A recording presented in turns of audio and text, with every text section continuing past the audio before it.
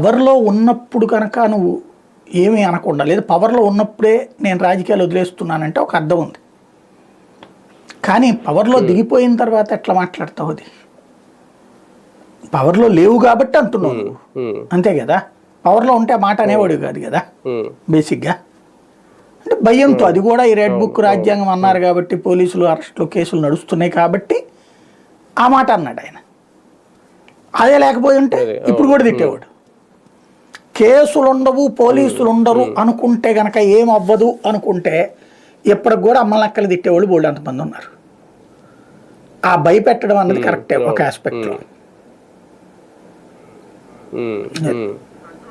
Control చేస్తారు.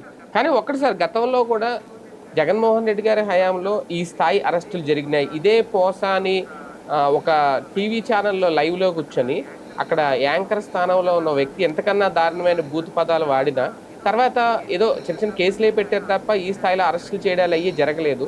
ఇప్పుడు పోసాని విషయంలో ఇలా జరిగింది అంటే ఇప్పుడు టీడీపీ హయాంలో దాన్ని ఎలా చూడాలి? బేసిక్గా ఆ రోజున వాళ్ళు పెట్టారు కదా కేసు, కోర్టు అప్పుడు అతనికి ఇచ్చింది ఛాన్స్. అవును అంతే. ఇప్పుడు ఇతను కూడా అంతే, కోర్టే అది తప్పని చెప్తారు, మందలిస్తారు, ఇంకోసారి మాట్లాడద్దు అంటారు, కంట్రోల్లో పెట్టుకోవాలంటారు, అరెస్టు బెయిల్ ఇది నడుస్తుంది. ఒక ఆస్పెక్ట్ బెటరు. ఇప్పుడు ఏంటంటే వైఎస్ఆర్ కాంగ్రెస్ పార్టీకి ఇట్లాగ అరెస్టులు చేస్తూ ఉండటం వల్ల జగన్ అనేటువంటి అతనికి కొంత సైన్యాన్ని మళ్ళీ పెంచినట్టు అవుతుంది అంతే. ఇప్పుడు ఇవాళ ఇలా అరెస్ట్ అయినటువంటి వాళ్ళు ఇక మాకు రాజకీయాలు వద్దని ఇంటికి వెళ్ళిపోతారా? ఇప్పుడు వాస్తవంగా ఇతను రాజకీయాలు వదిలేసి ఇంట్లో కూర్చున్నాడు, తన పని తను చేసుకుంటున్నాడు.